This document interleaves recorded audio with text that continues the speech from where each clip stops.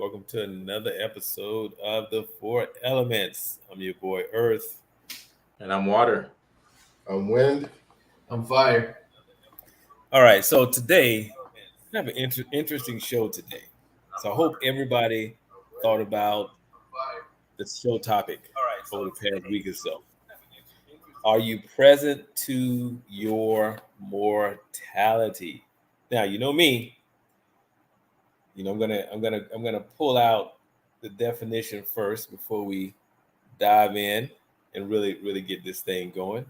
So mortality, the state of being subject to death.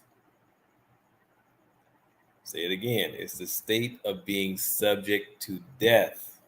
Now, before I give my view of whether or not I'm present to my mortality, let's start with the elements first. So did y'all think about the topic? No, but think about it now and give me something. So I definitely agree with you. No, I didn't think about the topic. So I'm coming into this kind of cold and fresh. Can you repeat that definition? Absolutely. Mortality is the state of being subject to death. The state of being subject to death. I can't do anything with that definition. Fire, man, what you got? So that doesn't make sense to me. You know, that just doesn't make sense. So fire, go ahead, man. I thought about it, or believe it or not, and I'm gonna just take you on a 2-minute journey of where this thought stream led me.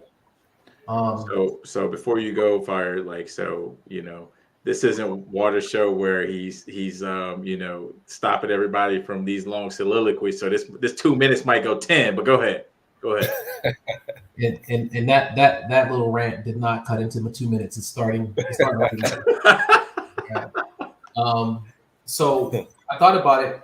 First, I went from, wow, I am going to die, to what am I not being, or what is inside of me that is not expressed, because I am going to die. And it's not guaranteed that I'm going to live to 96, 97, 98. I start thinking like I could die tonight. Like that's where my mind went. And that was scary. And so that led me to this thought stream of, I remember when I was a kid, I do. And if my life on this dot came and is going by at 40 years like that, then what must the afterlife be like? So it led me down the thought stream of what happens when we die. And I'll park it right there. That's actually shorter than 2 minutes. I just want to give you a high level of where my mind went with the inquiry from stop kidding yourself. 96 ain't guaranteed, brother. You think you got 56 years, but how do you know? And what if you went to bed tonight and didn't wake up tomorrow? That's how imminent that question was for me. And then I had to deal with, all right, well, if I do go tonight, what's next? What happens?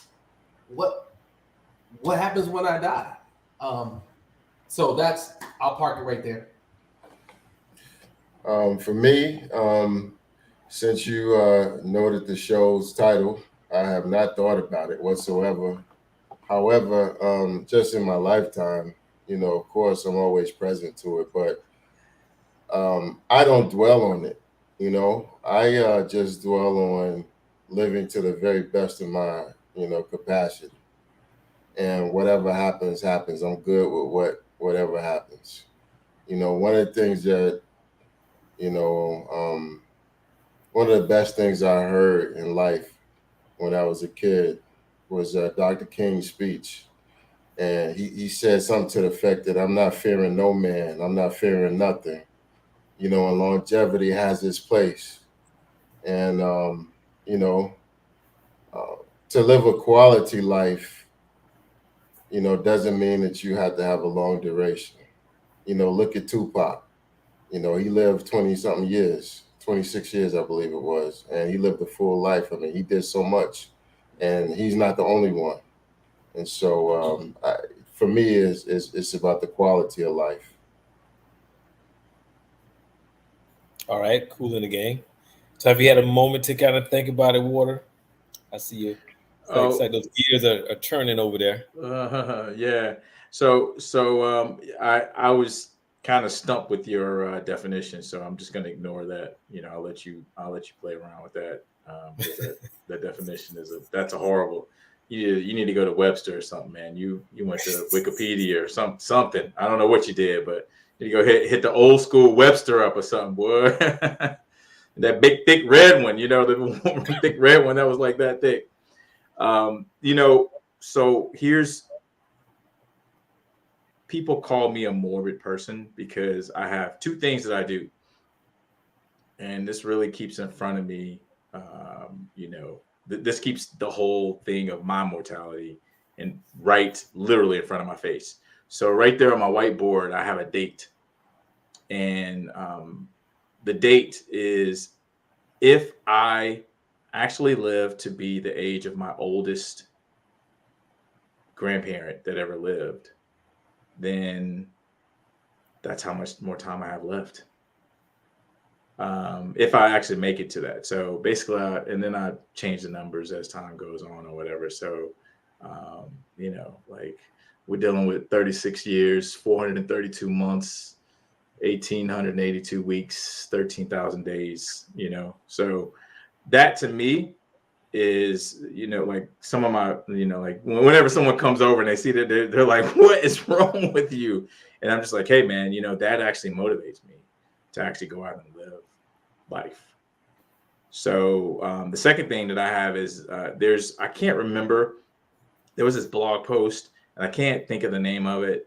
Probably I'll try to link it down below in the description, but they have these little, it's a cool little thing, right? There's like a sheet, like you put it on a sheet of paper, and then there's like bubbles. So imagine like a spreadsheet, or just, like a row of bubbles, and then there's all these rows of bubbles. Well, there's 52 bubbles that go across for each week in the year, and then it goes down to like whatever years, like 100 years.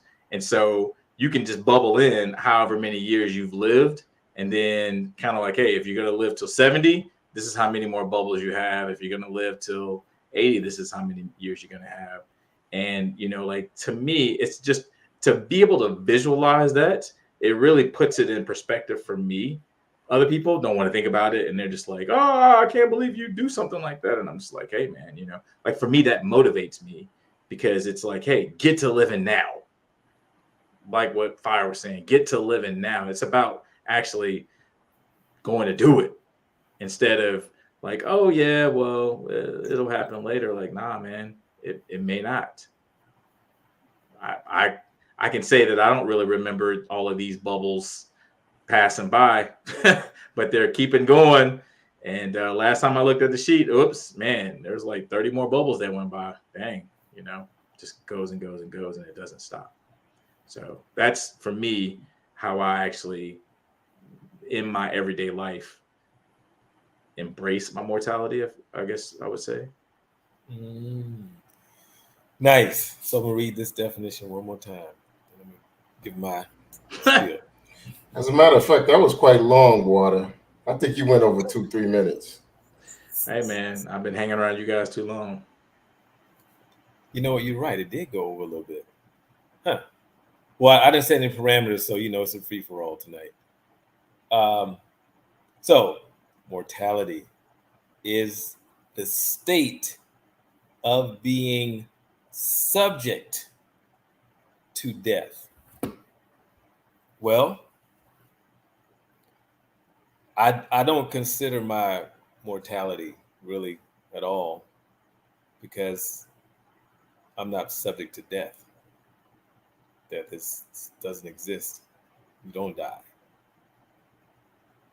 You move on to, depending upon what you practice, you move on to something else, somewhere else. So for me, I actually am more present to my immortality than my mortality. because I'm clear I'm here in this lifetime, and then there'll be a transition at some point, but it's just a transition. For me, it's no different than I transitioned here into this lifetime. I'll transition out of the lifetime, and it doesn't include death at all. So for me, I actually consider, and I'm more present to my immortality, and that has me be very present to like why am I even here in this lifetime? What am I to do in this lifetime? So that when that transition happens, I've completed whatever there is for me to do, and I move on to whatever's next. And from a traditional perspective, there's a next, but I don't. That's just a long conversation right now. That'll take up like more than an hour to unpack that whole thing. And so it's for me, it's a beautiful place to be because it's not like what we consider as death is not a concern at all. To me, it's just a transition. It's not that something I don't think about, do think about. I'm clear. It's just a transition. Now, years and years ago, yeah, that was a consideration, definitely. Just because of upbringing, it was a consideration. And then, something happened. I became a little wiser, and I got very clearly that just through reading, studying, traveling, I really began to get like there's no such thing as death. There's only a transition. So that's my spiel. So this would actually be a very short show. It really could. So what y'all got? So here's what I got. So then what if, you're just like, I don't know, you're on your deathbed. You're just like, hey man, you know, oh man, it's been nice, everybody. I'm about to transition over to, the next phase. And then all of a sudden you go and it's just straight blackness and nothing. That's just what it is. I'm not concerned about that. That does not concern me. I'm not saying that it is or it isn't. It doesn't concern me. It'll just be all black. So that was the best answer. Nothing. So I'm gonna Just make what a it comment. is. I got a comment and then Go ahead. so just for context. All right, I think your mic died. I think you're on the. Can y'all hear me? Oh, there you go. Yeah, you're There you just go. far away. Okay. Just for context, when I received the inquiry, I thought about this physical body. I thought about it in the context of this physical dwelling. And this physical dwelling definitely will grow old, wither away, and will for sure perish. This cells may live on for some time period after my heart stops, but ultimately my body's going to decay and become dust if I don't get cremated.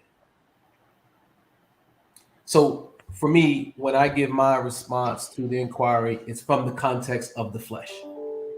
I agree that the essence of who I am will continue on, which is why I said I begin to become curious about what transpires after this thing is done. This dwelling is done. Also, what I got present to is how much I love life. Like how much I love. I even said to Courtney last weekend after I said I just love being alive. It just feels good to be alive, and it's what happens to the people that I love most in that transition, especially if they're not prepared for me to transition. So those of you who don't know that I am the married element, been with my lady for 21 years. We have 4 children. And so we talked to the life insurance guy. and talked about this all transpired out of this question. We talked about upping my death benefit and the insurance policies on both me and my wife as well as our children, so that we can have more coverage in the event something will happen. I got real present to it, guys. So when you talk about your life not ending, can you unpack that? You know what you mean. We're picking up what you're putting down, but unpack that for somebody who's like, this dude Earth talking about he gonna live forever. I don't know what he's smoking over there in Ghana, but I need some of that. You're gonna elaborate on that disposition. Oh, and then the second part is the question is, do you have no concern for the people in your life that you love and how they may be left in the event of a transition that is premature? Yeah, I do have concern there, because I get it. For them, it'll be a loss, but I can only have a concern because the inevitable is just what it is. Period. Wow, that's what I was saying. To unpack this is a long unpacking, because even if you look at it from a let's say a traditional spiritual context, even if you look at it, if you view death from a religious perspective, you actually, so let me speak from a traditional perspective. Okay, when you transition and you go to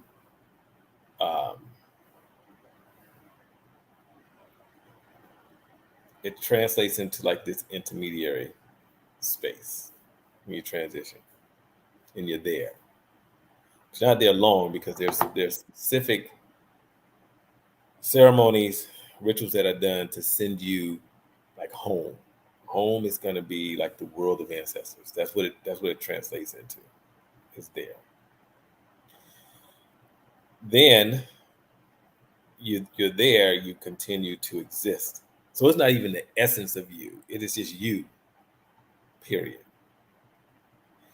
And then at some point, and so I'm really giving like the cliff notes. And at some point, you may return. Even from a Christian perspective, reincarnation was actually taught up until 532, and then it was taken out of all the churches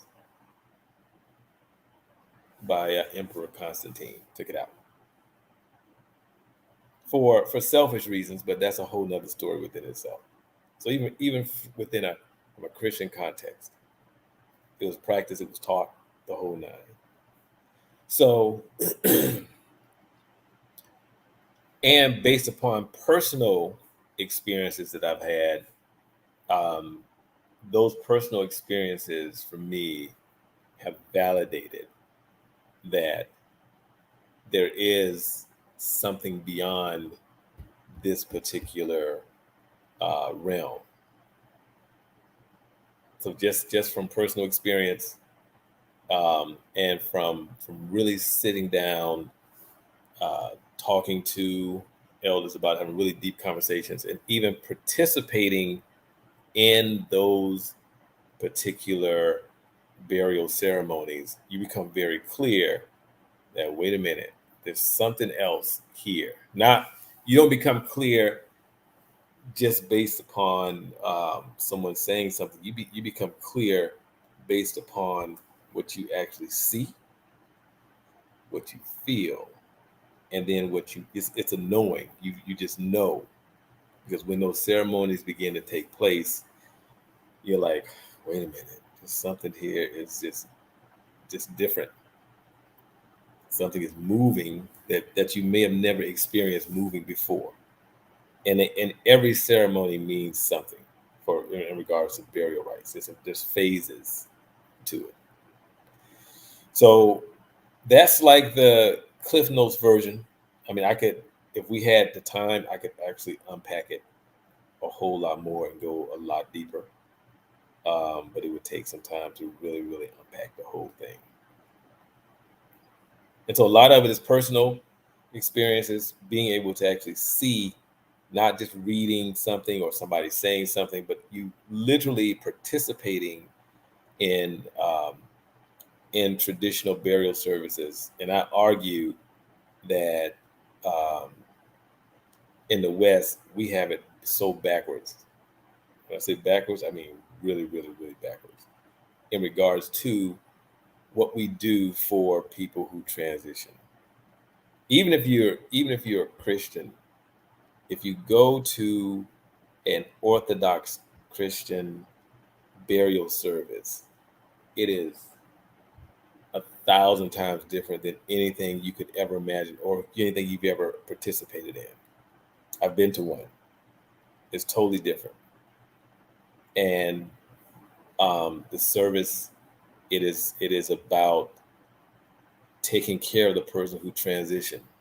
It's about making sure that you send them home. It's not about this is a good person, how you felt about them, your experience with them. It's not about, a lot of times now with funeral services, there's a pastor, he'll actually preach a sermon about whatever he preaches a sermon about, whatever that is.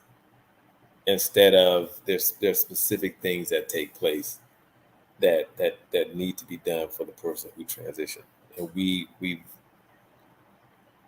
forgotten those things, put it like that. And we just kind of put people in the ground, shed a few tears, go home and eat. It's pretty much what we do for the most part. So yeah, so I'll stick a pin right there for now. So I hope I gave enough context. If I didn't, let me know and I'll give more. I'm clear. Thanks, bro. I think Cool. that there are people here on this earth that know what's on the other side. You know, they're privy to that. But me personally, I have no idea of what's on the other side. So I don't concern myself with the future. I concern myself with the here and now, the present. And I think that we're all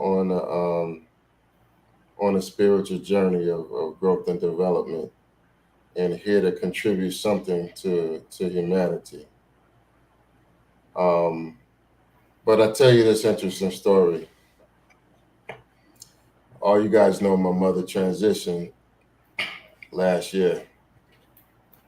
So on a Wednesday afternoon, she called my brothers and I to her bedside, and and she whispered to us. She said, "I transitioned," and she gave the time in which she transitioned. And at the time that she told this story, I thought she was hallucinating. And I asked her, I said, "So, what did you see on the other side? Who did you see?" And she told us. She said that she saw her aunt, she saw her father, she saw her cousin, and that they welcomed her to the next realm. 3 days later, on a Saturday afternoon, almost at the same exact time that she said, she transitioned peacefully in her sleep. That time was 1:44 p.m.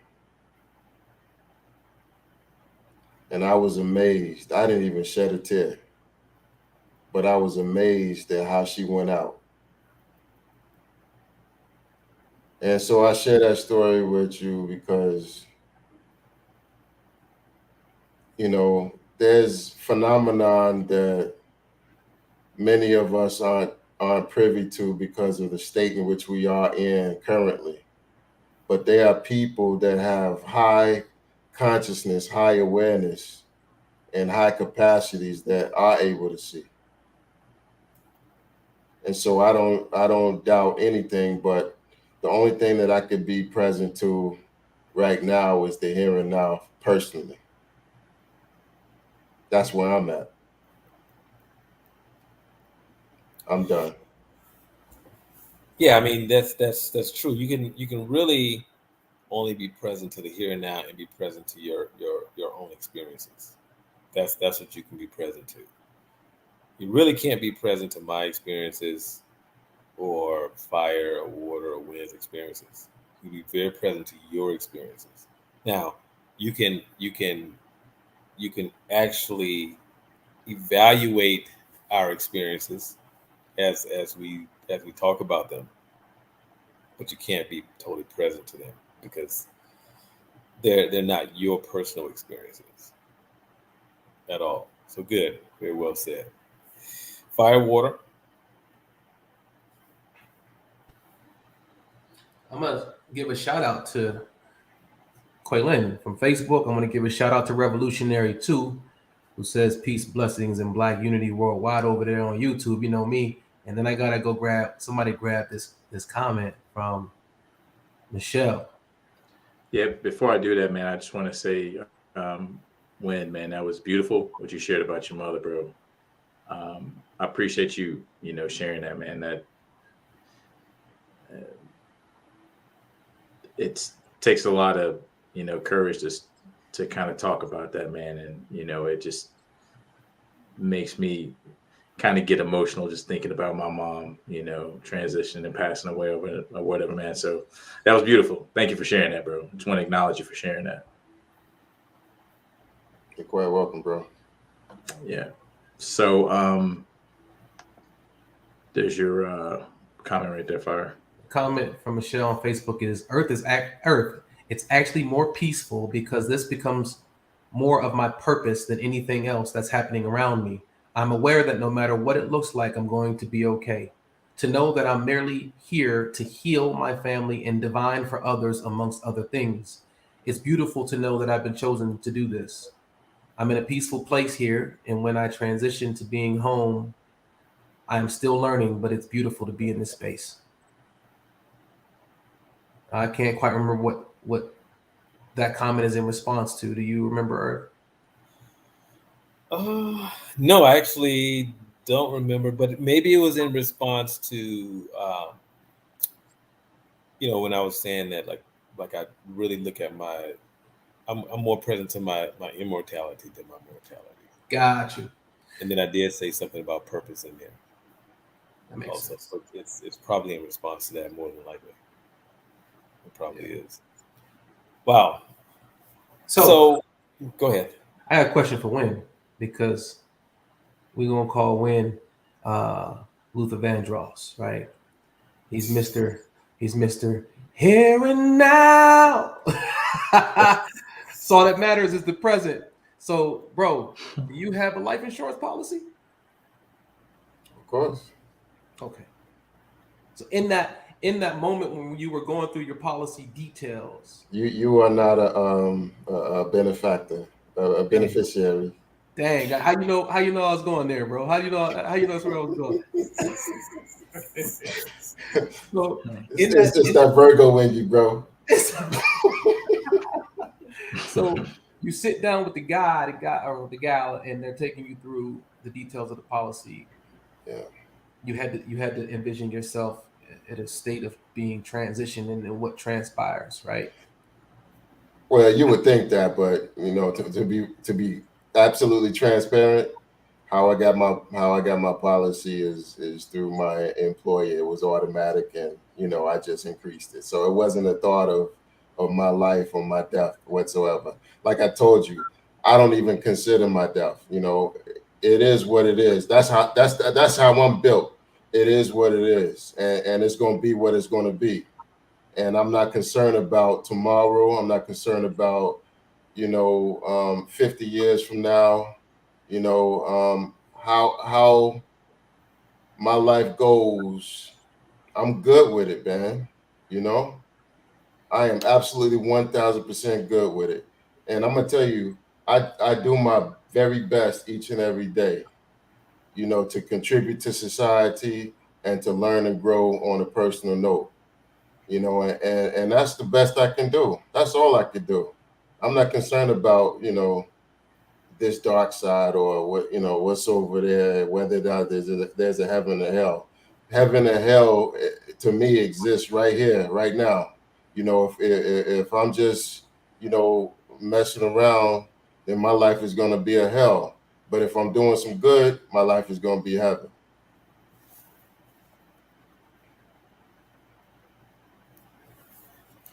Nice, nice, nice, nice. So, I was going to say something a few minutes ago. I need to recapture that. Um,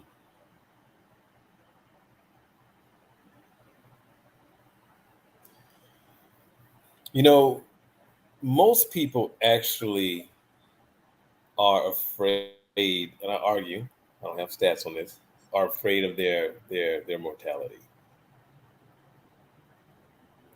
and to and you will find, especially with like older generations, if you go to them and start talking to them about insurance policies, and if they don't have one, they will shut the conversation down because they'll say that you're bringing death to them just Right. by just by talking about it or bringing it up. And so many of us are actually afraid of our mortality, So even though I've seen that so much. I always wonder why that is because like I told you about my board that I have, my whiteboard. People come over, "Ah," like like what is wrong with you? I'm like, what, what do you mean? What's wrong with me? Like so what? Why do you think that is? That's what I want to like hear is maybe get a discussion on everybody's opinion on why that is. But I'm baffled at that the amount, as a matter of fact, the amount of people who experience what you say in Earth is more baffling to me. Like it's yeah, a and it's not just older generation. It's just like it's just people in general they don't want to deal with that. right. And I've thought about that before, and I just kind of narrowed it down to when you see death, or what we call death, on any media platform, it doesn't look peaceful. Whether it's in the movies or the news or whatever media platform it is, it doesn't look peaceful. It actually looks painful for the most part, and that gets into people's psyche.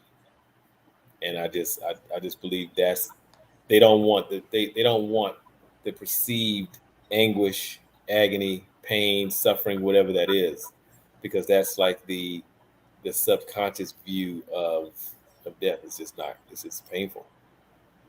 I also think that we're just so superstitious as a function of what we've been indoctrinated with. And we got all these lofty and weird stories in our brains, and it's not necessarily in alignment with reality, and we just get all mixed up.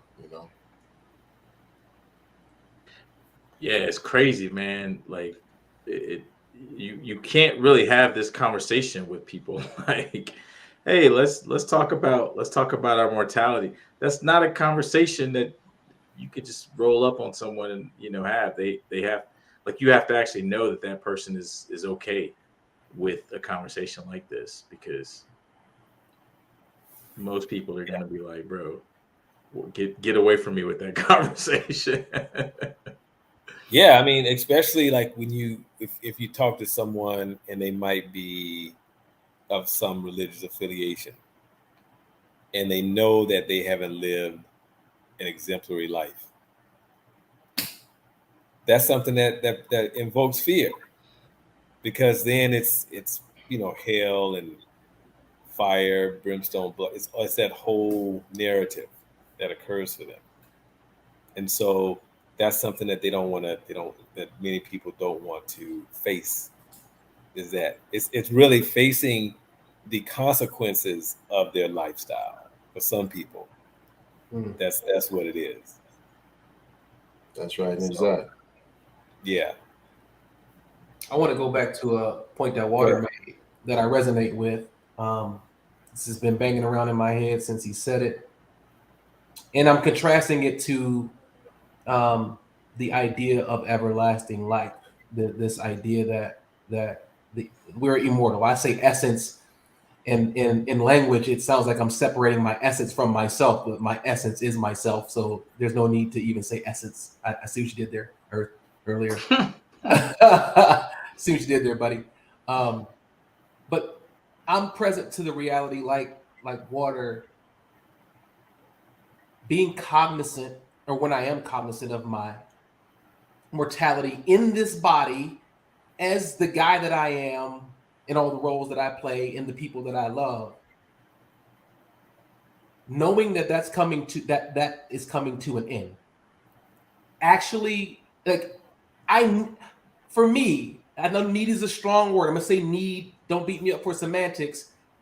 I kind of need that to be motivated to get stuff done. You know, like if I operate from a place of, hey man, you are a forever creation. Shit, I got time. I mean, why have a task list? Why have goals? Why have deliverables? Like I have all the time in the world. I'm just present to how conditioned I am by the creation of time, and how outside of that, like without that, I'm probably not doing a whole lot of anything, bro. I'm just keeping it a buck. If I wasn't bound by this idea of time, and I didn't have to work to take care of the people at the aforementioned loved ones, I know we can't cuss.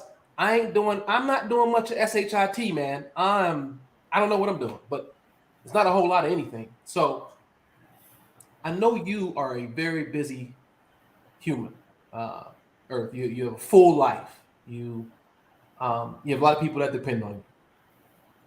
Take us through the thought process or your disposition of how you can have this everlasting life way of seeing and being, and still be. And you might say, look, brother, I'm really not like this.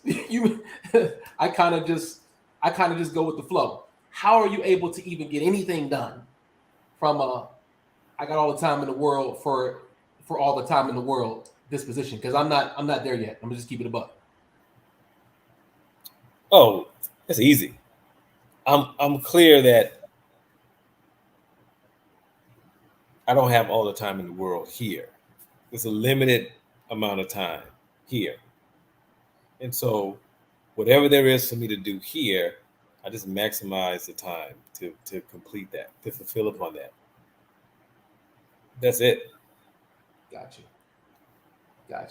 That's easy. Yeah.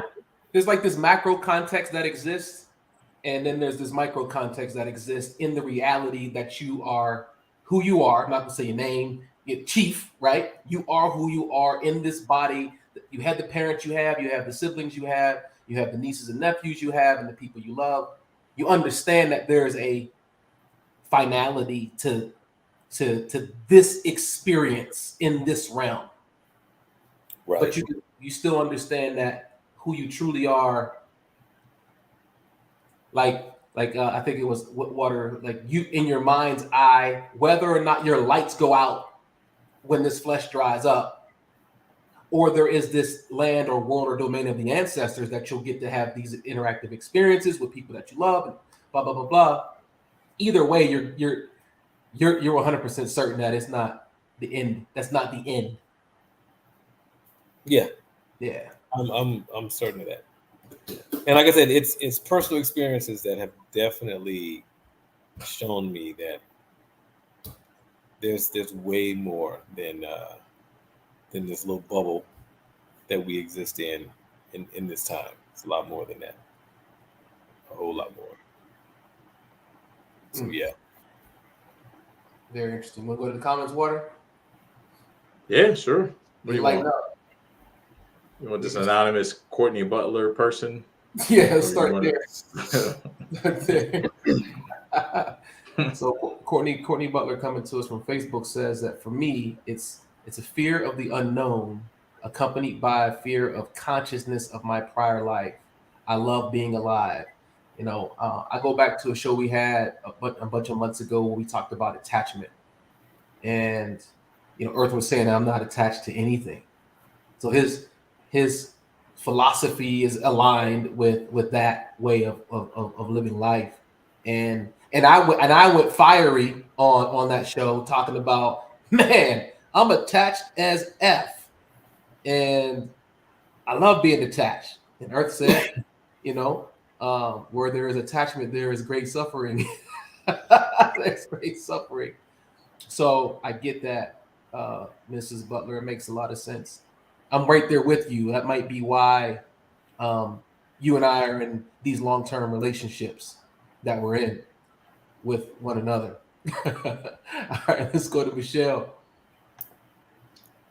All right, from Michelle from Facebook says, when that comment, it was a comment about being focused in the here and now. When Michelle says, when that comment reminds me of something my cousin used to say before he crossed over. He'd say in his New York accent, "Cuz, don't dare cry or feel sad for me. I'm doing horrible New York accent right now. That's not it. It's not it.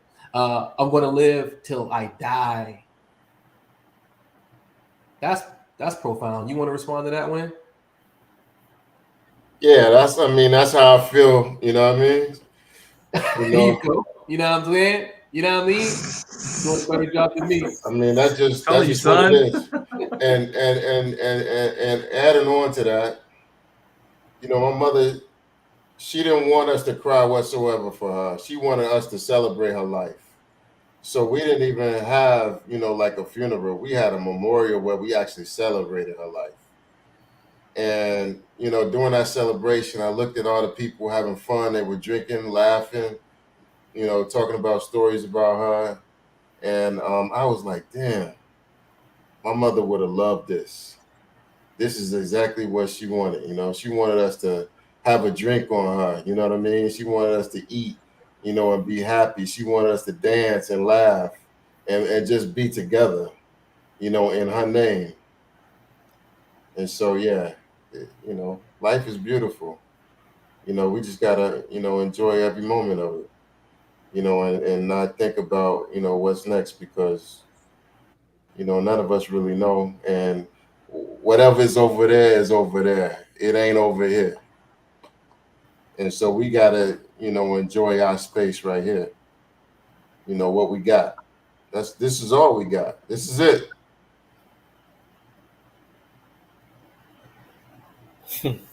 It ain't no mystery, God. We're responsible for our own lives.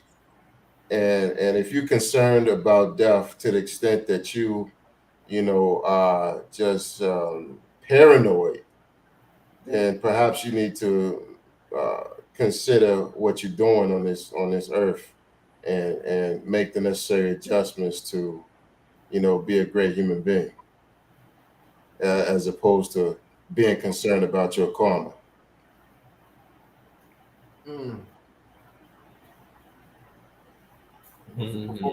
Before we grab this next comment, thank you for that, Win. I want to put something in your consciousness, Earth. Let's do a show about alternate realities, alternate dimensions, and paradigms in the future. Because I know it's going to be a deep one, and it just made me, when Win said, this is it, this is all there is, I was like, man, what about those other dimensions? But we won't get into that today. I don't want to dilute it. We can have like a 12-hour show. Oh yeah, man. So look, these alternate dimensions, dude. Yeah, exactly. Iman from YouTube. Salute, Iman. I think this is the first comment I've recalled from Iman, so hopefully I'm pronouncing that correctly. And shout out to Ashell. Her name is Ashell. Ashell, thank you. Ashell says the fear is the haste to know instead of just living. When you watch someone transition, it can give a person a jolt of the what if, or how will it be for me, when you should be more focused. Next line, on what's happening between your dash, your beginning and the end as you know it in this form. The next line is your purpose and what legacy you're leaving. In other words, that's what's happening between the dash. This should be the focus. What y'all think about that? Yeah, life is the dash. You know, the numbers are the beginning and the ending, but the life is in the dash. Yeah, so like for me, that's what I was saying about like why I keep it in front of my face. I mean, some people deflates them and they're just like, ah. I mean, for me, that just lets me know that, man, dude, it is, man, you know, like, oh, there's the date right there. So, and that's just if I live to be an old person like them, and then not to get into the, hey, dude, might get hit by a bus walking across the street or whatever it is. Any accident thing could happen as well. And so, I mean, but keeping it in front of you, for me, just helps me to actually stay in that, to keep it in, like keep it in my consciousness. Otherwise, for me, it kind of goes out the window and just like, oh, and then next thing you know, someone's like, hey, you know, what if one day you die? And I'm just like, oh, don't talk about that. I don't want to hear it, you know. Like, so for me, it just keeps it in my consciousness so that I can think about what am I painting on the canvas between that dash. That's really what it is for me.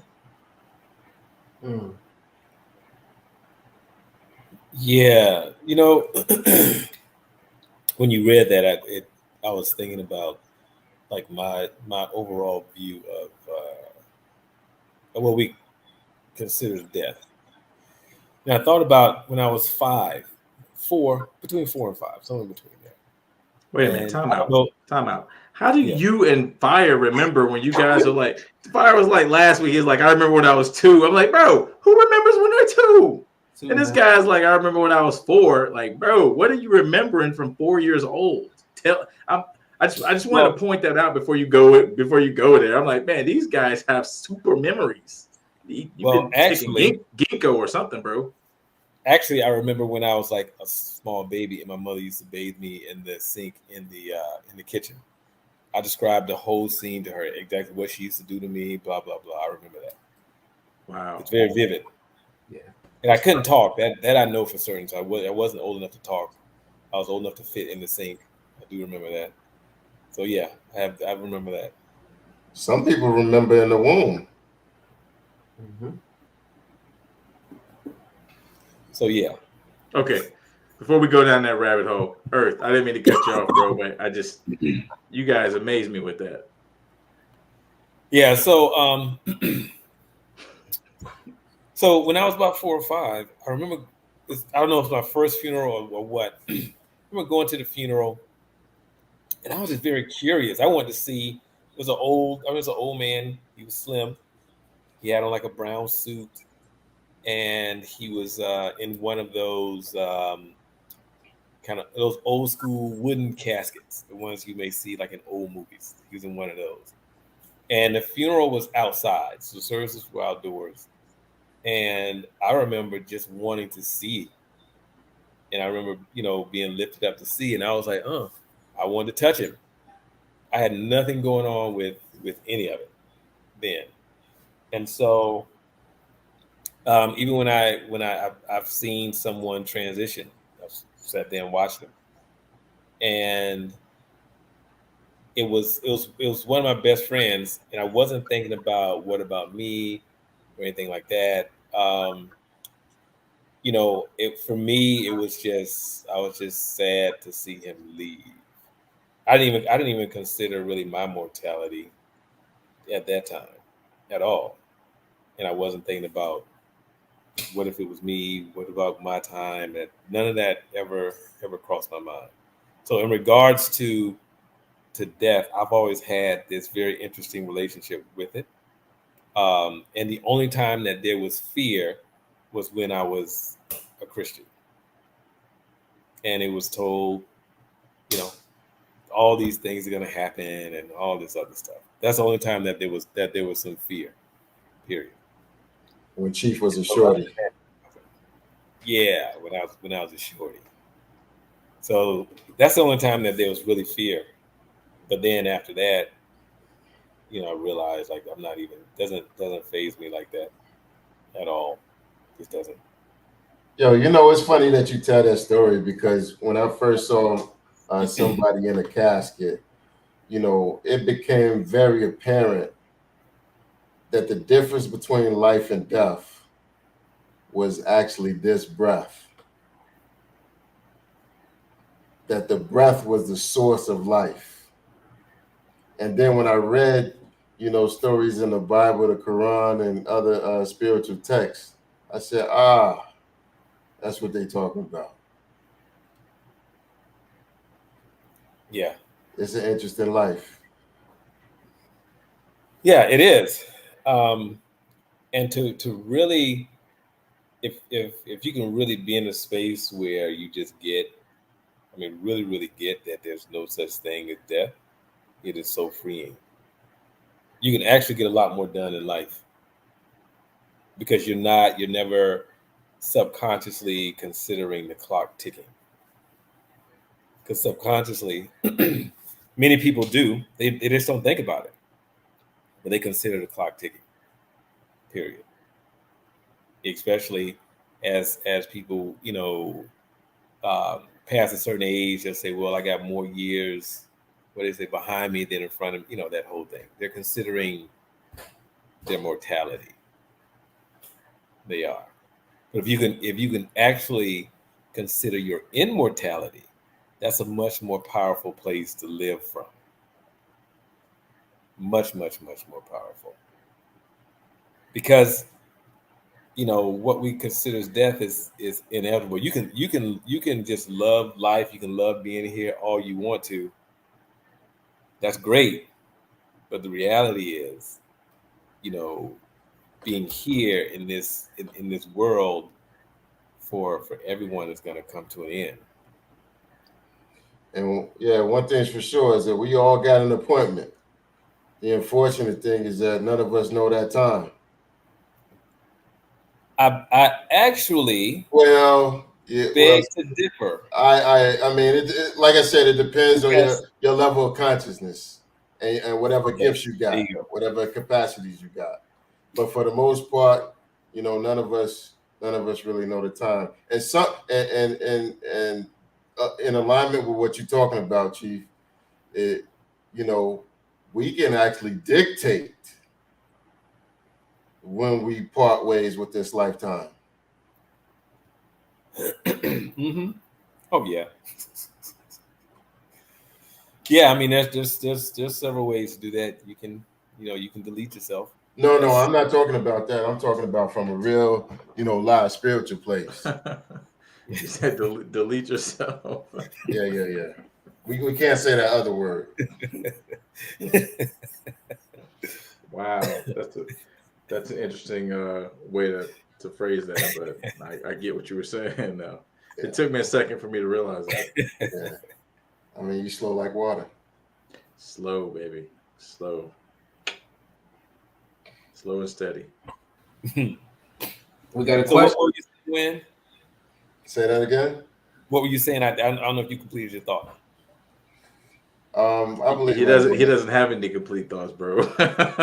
Yeah, I know I'm scatterbrained. I'm all over the place, but it's all good. Everybody out there understand me.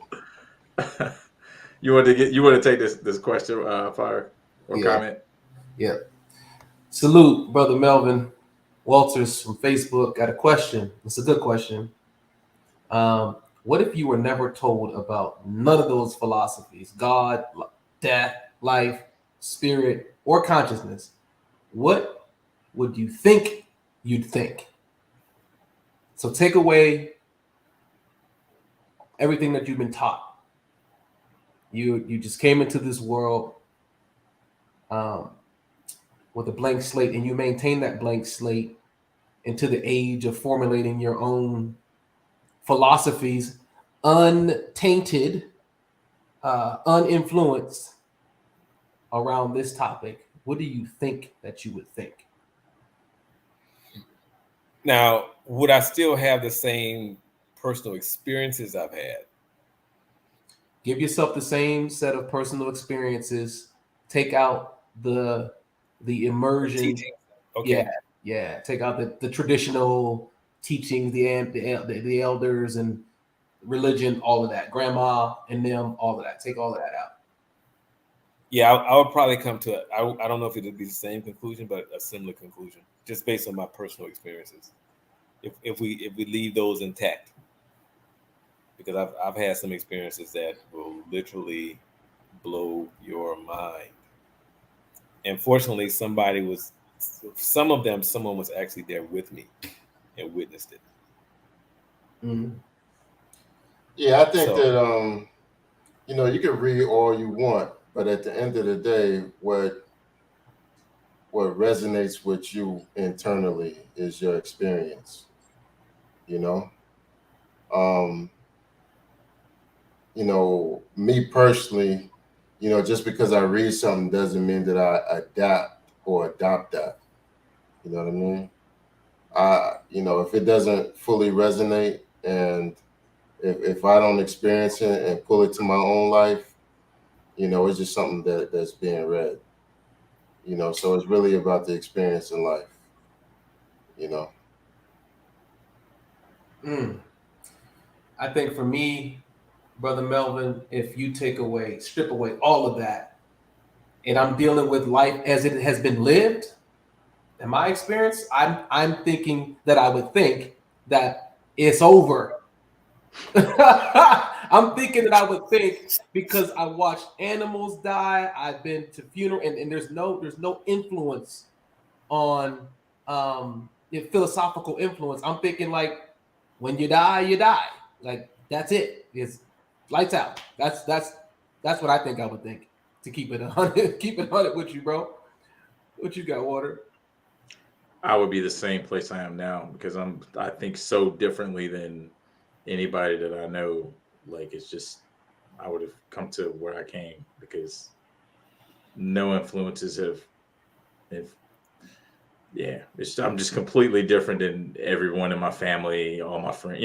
Like, so I don't know people who think like this. Only you three. You three are the only weird friends I have that would actually think like this. That's it. So that's what we got, Melvin.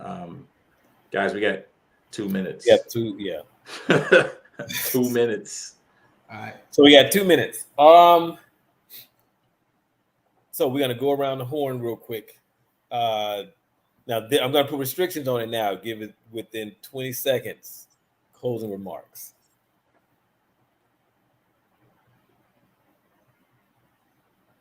Let's start with.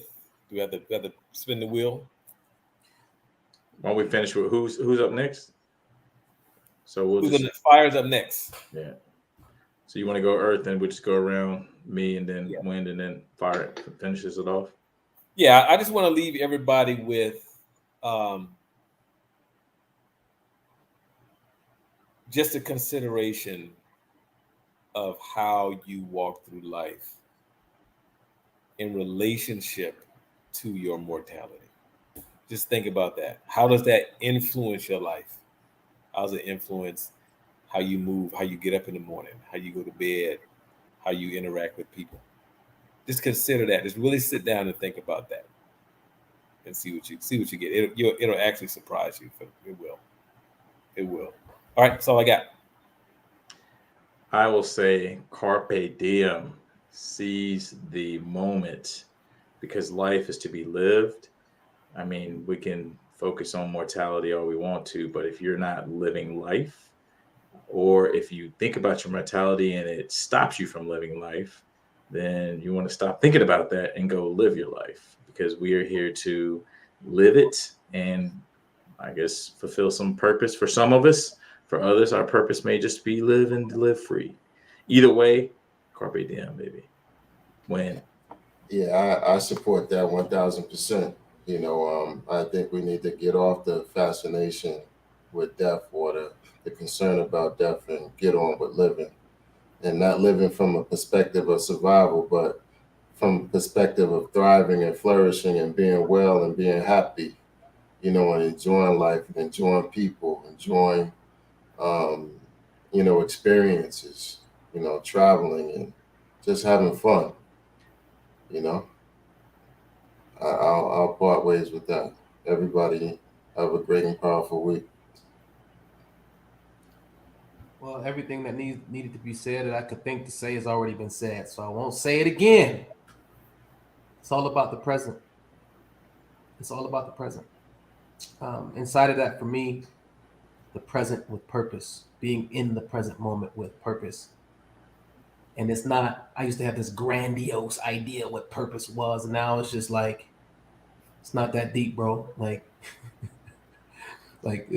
live, be, listen to the unctions, the callings, the still small voice, and obedience in life is not about following 10 commandments or whatnot. It's about obeying what's been deposited into you and living that out in perpetuity. So next show, got a conflict next week, so we're gonna come back the week after that, or we will do a Friday show or some off day show. We'll get back to the group. Follow us if you follow us on Facebook. We'll make a post about it. But I want to talk about this. You're not a boss if you got a boss. Until you own your own, you can't be free. These are all like quotes from the Carters. That's Jay-Z and Beyonce for those of you who are under a rock. And so the question that I want you all to think about so the next time we get together is, can you be free as an employee? And more specifically, because can you's kind of rhetorical. It's like, well, of course you can, but based on your disposition, let's not do that. Are you free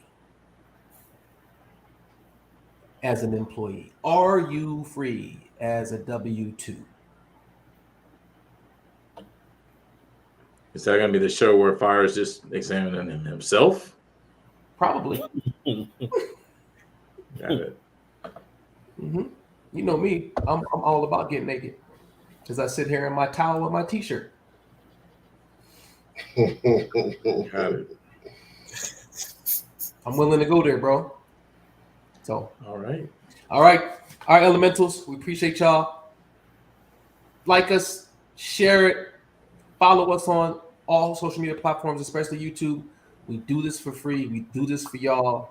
It only matters if you are getting something out of these conversations. Otherwise, we can pack up the tent and go back to living and be present with the people we love. So tell a friend and tell a friend. We'll see you next time. Peace. Peace, everybody.